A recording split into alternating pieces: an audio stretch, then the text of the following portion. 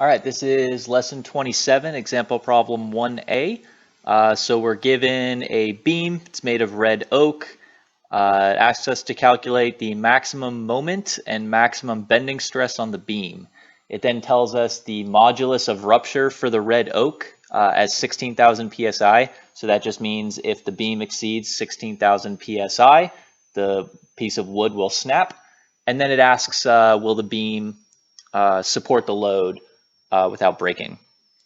So it's a multi-step problem. What we're going to do first is we're going to look at the beam and we're going to solve for the reaction forces on the beam. So A is a pin support. So A is going to have a Y component and an X component. And B is a roller. So B is just going to have a Y component. So if we go ahead, we can solve for x first. Sum of the forces in the x direction is equal to 0. The only force in the x direction is a sub x. Therefore, a sub x equals 0. Okay? So then if we want to do our sum of the forces in the y direction and sum of moments equations, we're going to have to come up with an equivalent point load for our 1,000 pounds per foot distributed force. So if it's 1,000 pounds per foot, and it's 25 feet long, that tells us that the total force is 25,000 pounds. All right, and because it's evenly distributed over the length of the beam, we can tell that equivalent point load is going to be right in the middle. So 25,000 pounds at 12.5 feet. All right, so now that we have that, we can go ahead and we can do our sum of the forces in the y direction is equal to 0. So we have a positive a sub y, a negative 25,000 pounds, and then a positive by. So that gives us an equation with two unknowns, so we can't solve that yet. So let's do our sum of the moments is equal to sum of distance times force is equal to 0. So I'm going to sum around point A. I'm going to say that counterclockwise is positive for this. So that means our equivalent point load is going clockwise. So that's going to be a negative. And our b sub y is going counterclockwise. So that'll be positive. So we'll have negative 25,000 pounds times 12.5 feet plus by times 25 feet. And if we go ahead and solve, we get that by is equal to 12,500 pounds. We plug that in up here, ay minus 25,000 pounds plus 12,500 pounds is equal to 0. We get that ay is also 12,500 pounds. So that makes sense. The beam is symmetrical, so it makes sense that the load is going to be split evenly on the left and right sides. So at this point, we have all of our reaction forces. So in order to find the maximum moment, we're going to have to find the shear and moment diagrams for our beam. So I'm going to first redraw our beam with a positive 12,500 pound force on the left side, a positive 12,500 pound force on the right side, and then over the entire thing, a negative 1,000 pounds per foot. Again, that's 25 feet long. Okay, so if we do our shear diagram,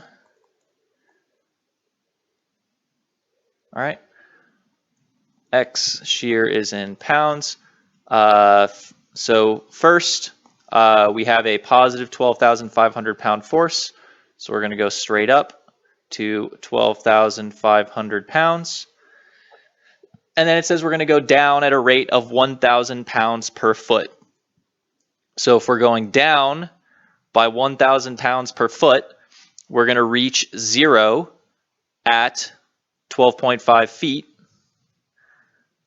right? Because if it's going down 1,000 pounds every foot and we want 12,500 pounds, it's 12.5 feet.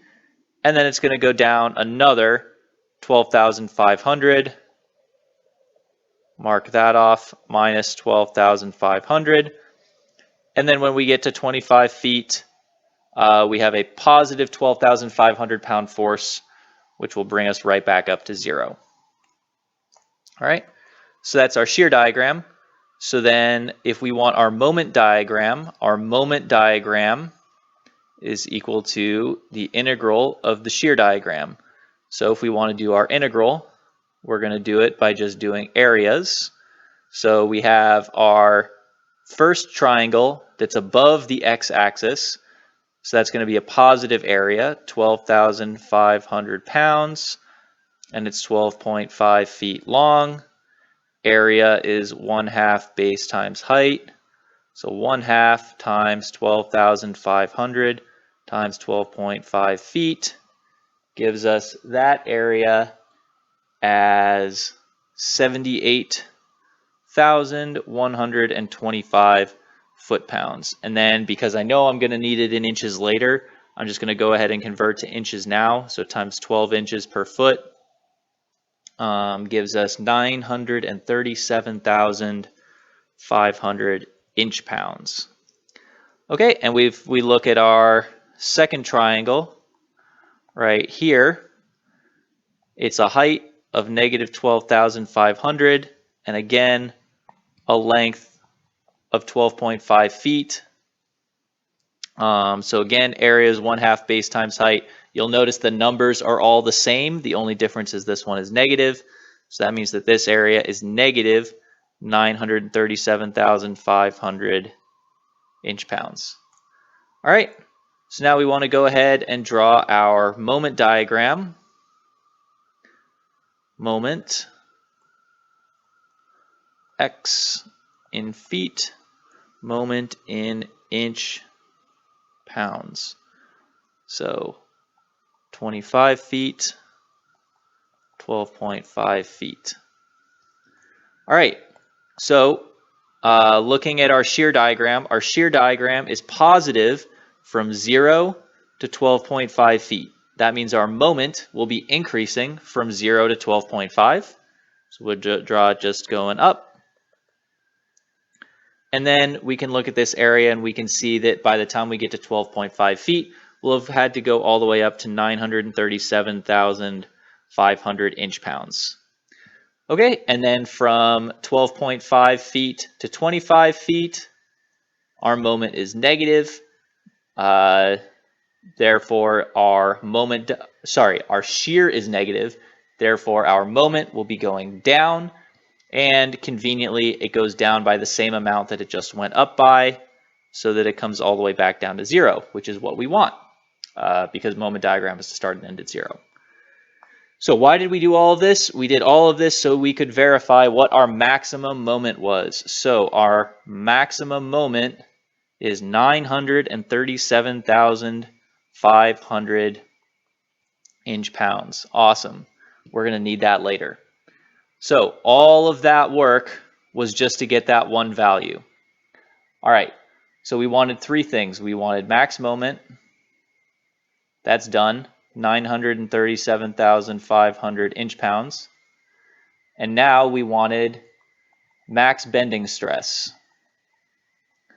So bending stress, sigma b, is equal to the max moment times this value c over the moment of inertia in the x direction. So the value c is the largest distance on that beam from the x-axis to either the top or the bottom. So our x-axis goes through the middle of the beam. The top of the beam is there and the bottom of the beam is there. If it's 10 inches tall, that means that the furthest distance away from the x-axis that you can be is 5 inches. So we have C, we calculated our max moment, now we need our moment of inertia about the x-axis. Right, so it's a simple rectangle, so this isn't too bad. I sub x is equal to base times height cubed over 12. So that's going to be 2 inches times 10 inches cubed all over 12 is going to give us 166.67 inches to the fourth. So now we have Ix as well.